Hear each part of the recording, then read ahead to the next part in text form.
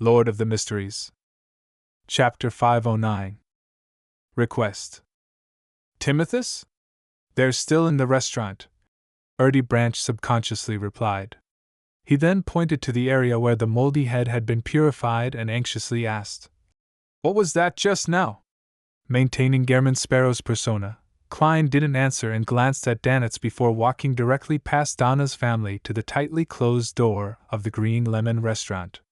Blazing Danitz held his lantern and was relieved, having finally completed a goal.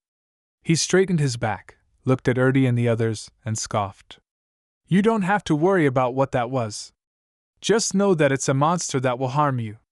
If Gehrman Sparrow wasn't only a few meters away, he even wanted to proclaim, "Only I, Lord Blazing Danitz, can protect you." Cleves exchanged glances with Cecile and Teague before taking the initiative to step forward. He comforted his employers and said, "Leave your questions to after we get back to the White Agate." Frankly speaking, the three bodyguards had all been adventurers for varying periods of time. However, their understanding of monsters was still stuck at the level of folklore or stories of their drunken peers. They still found it rather surreal, as though they were in a dream. However, since they had seen creatures like murlocs before, it wasn't that hard to accept other things. At most, they were a little weirder and uglier than murlocs. When they thought of this, their hearts calmed significantly, and the guns in their hands seemed to regain their strength. However, the pure light that descended from the sky still exceeded their scope of understanding. They only felt that their worldview, outlook on life, and values that had long been formed had begun wavering.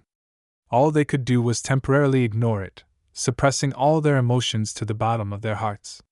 Klein stopped at the door of the Green Lemon restaurant, raised his right hand, and tapped it with his fingers.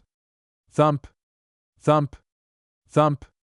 After he knocked 3 times in a rhythmic fashion, no one answered and there was silence. If not for the candlelight shining through the windows and the cracks in the door, Klein would have thought it was an empty building that had long been abandoned. Thump! Thump! Thump! He knocked 3 more times. Within the restaurant, the silence continued. Everyone seemed to be abiding by the custom of not responding to any knocking in foggy weather. Klein retracted his right hand and patted the hem of his double-breasted frock coat. Suddenly he leaned back, lifted his knees, and kicked his right foot forward. With a bang, the restaurant's door suddenly opened wide, and all the nails that had fixed the copper lock popped out. Wearing a tailcoat, the boss, Fox, with his pudgy, nearly round face, was still standing in his original position. The ladies and gentlemen who had chosen to stay the night all opened the doors one by one and stood quietly at the door, looking over without a word. "What do you want?" Fox didn't flare up, his tone the same as before. However, he had a revolver in his hand. With his spirit vision activated, Klein turned his head and looked around. He didn't find any traces of evil on any of the humans present. His gaze landed on the boss of the restaurant, and his gaze turned heavy. He looked into the owner's eyes and asked, "Where's the Timothy family?" Fox repressed his emotions, as though a storm was brewing in his dark brown eyes while he looked at the man for 2 seconds. Finally, he unnaturally turned his head and said, "There's another table. Foreigners. Upstairs. Get them to come down," Klein ordered coldly. Fox was silent for a few seconds, until the man quickly drew his gun and aimed it at his head. He took a deep breath and sent a waiter up to the 2nd floor, leading the Timothy family down the stairs. What happened? Timothy was a man who was more than 30 years of age. He was on vacation with his newly wedded wife. Klein lowered his gun and flatly said, "Something unexpected has happened in Bansi Harbor. Are you coming back with me to the ship or staying here?" Something unexpected? While Timothy ruminated over the words, he saw Erdy Branch outside nodding at him solemnly. He knew that the other party was a very rich import and export merchant who had 3 bodyguards with him. He believed that if there were any unexpected circumstances, then it would be safer to stay with them, so the answer was obvious. As for the unique customs of Bansi Harbor, it was just a custom. He held his wife's hand and walked towards the door, politely smiling as he said, "All our things are on the ship. Of course we'll stick with you." Thank you. He and his new wife expressed their gratitude in unison, walked past Klein, and joined with the Branch family outside. Klein withdrew his revolver, politely bowed at Fox and said, "Excuse us." With that, he turned around and walked towards Cleves and company, who were illuminated by the light leaking out from the restaurant. With a thud, the door of the Green Lemon restaurant closed once again, swaying slightly in the wind. Klein had actually noticed an unusual, subtle atmosphere just now, but since his spirit vision failed to obtain anything, he didn't wish to investigate it too deeply, lest he ignite the huge danger lurking in Bansi Harbor. He returned to Danet's side and did a head count with the light of the lantern. Donna's family of 4, their 3 bodyguards, the Timothy couple, and several servants are all present. Klein switched the hands in which he held his revolver and cane with, lifted his gun-wielding right hand, slipped it deep into the double-breasted frock coat, and rubbed the sun brooch. With a flash of dark golden light, an invisible force quickly spread outwards, flooding everyone present like a wave.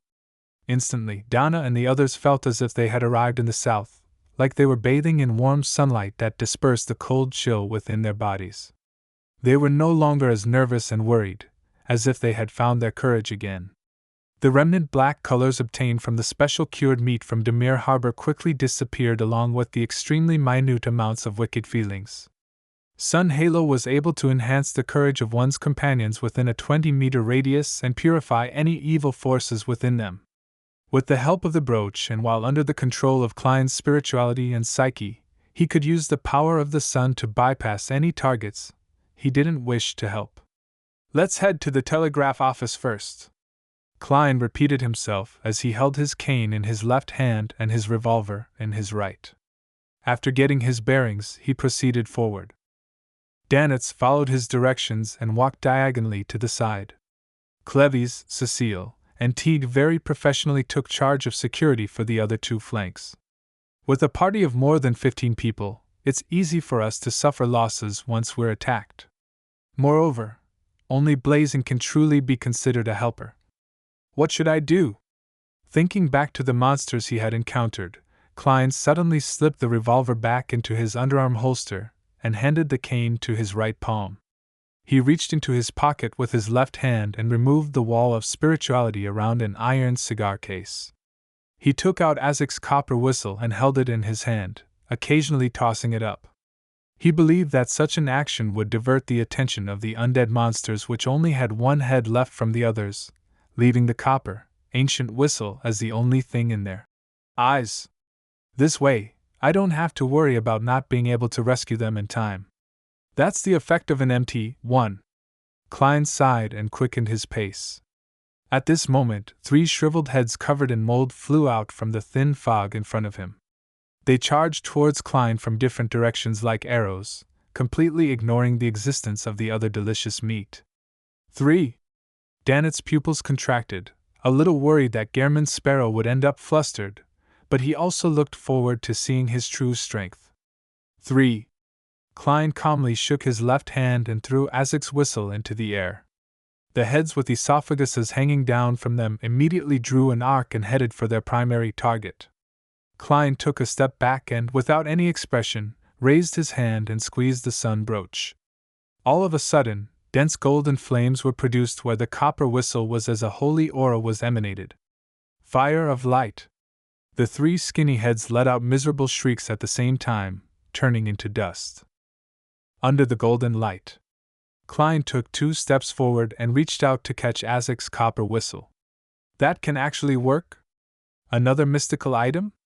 Danitz froze for 2 seconds, flabbergasted at how easily the assault had been resolved. At that moment, Timothy and his wife also clearly saw what the things which were attacking them looked like. One of them turned pale from fright while the other asked, flustered, What was that?" Donna immediately turned around and nodded seriously. "Leave your questions to after we get back to the white agate." With that said, she put her finger to her lips, mimicking Uncle Sparrow's meaning of silence. Remembering the holy aura displayed by the young man in front of him, Timothy swallowed hard and pulled at his wife's hand. He fell silent while remaining alert, and his servants had no choice but to obey upon seeing this. The group continued on through the moonlit streets. The lights of the houses on either side of the streets were extinguished, leaving only darkness behind the oriel windows. Donna felt as if pairs of eyes were following her and the others, but for some reason no one showed up. They must all be afraid of Uncle Sparrow. She held her brother's hand tight and walked amidst the protective circle of her parents. Suddenly, a figure appeared at the side of the street. He wore a black cloak and leaned forward, revealing a neck that was still bleeding. There was nothing above the neck, with the interior of the cloak reflecting the moonlight. Gasp! The headless figure let out a beast-like growl that sounded like gasping as it rushed towards Klein, stomping on the street to the point that the ground slightly shook. A spot it passed by just happened to be in Danet's path. This infamous pirate cursed and flung an orange-yellow fireball which had been repeatedly compressed from his hand. Boom! The fireball exploded, causing the headless man to retreat several steps. His clothes were tattered, and his skin quickly charred while his cloak was set on fire. However, to the monsters that had already lost their lives, this wasn't a serious injury. And in that instant, with a crisp crack, the scarlet flame on the black cloak suddenly soared into the air, as if it were blooming. Klein, in his coat, jumped out of the flames, borrowing the momentum from his fall and his own strength in order to stab the cane he held in both hands directly into the headless man's neck. Splat! The cane sank into the headless man's body and emerged from his crotch. Bam! Klein's back muscles bulged, forcefully throwing the headless monster to the ground. Taking advantage of this opportunity, he stood behind the monster and continued to grip the cane tightly while he poured his spirituality into the sun brooch. He had already used his spirit vision to determine that holy light summoning, cleave of purification, and fire of light were all unable to deal with this blackish-green monster in a short amount of time, so he could only use another method. 5 seconds, 4 seconds, 3 seconds. The headless man struggled with all his might, but like a snake, he fell to his knees and was firmly nailed to the ground by the cane. 2 seconds, 1 second. Klein opened his mouth and spat out a word in ancient Hermes. Sun! Specks of radiance appeared and turned into water droplets that sprinkled over the headless man's body. Sizzle! When the blackish-green gas was emitted, Klein let go of his cane and took 2 steps to the side.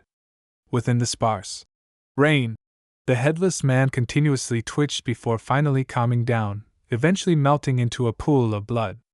No Beyonder characteristics. This means it's not the real enemy. At most, it can be considered as a created servant. Klein withdrew his cane, turned, and walked back to the group. So cool! Denton let out a belated cheer. Donna's eyes sparkled. He was still borrowing the powers of a mystical item. However, his phasing away during the flames has indicated his true strength. He really isn't easy to deal with. Blazing Danitz retracted his gaze, feeling that his decision not to mindlessly run off had been extremely wise. 7 or 8 minutes later, the group that cleared out 2 more waves of monsters arrived at the Bancy Port's telegraph office. Cleves took the initiative and knocked on the door. Who is it? A gentle female voice came from inside. We're looking for the captain of the White Agate, Mr. Eland. Cleves answered through the door. In the quiet night, the woman's voice spoke at a moderate pace. He and his first mate went next door to the cathedral. The person speaking sounds odd, or is she like that only on similar nights? Klein flicked a gold coin and confirmed that she wasn't lying. As they were preparing to leave, the female voice in the telegraph office hesitated and said, Can you guys help me take note of someone? He's my colleague. He went out before the wind started tonight, and never came back. His name is Pavo Court. One main tank. A term used in gaming for a character that takes on all the aggro and damage.